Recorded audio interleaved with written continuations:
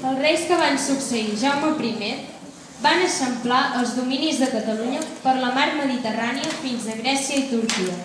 Uns soldats catalans, anomenats almogàvers, van ser els qui van arribar més lluny. Eren valents, però no tenien pietat de ningú.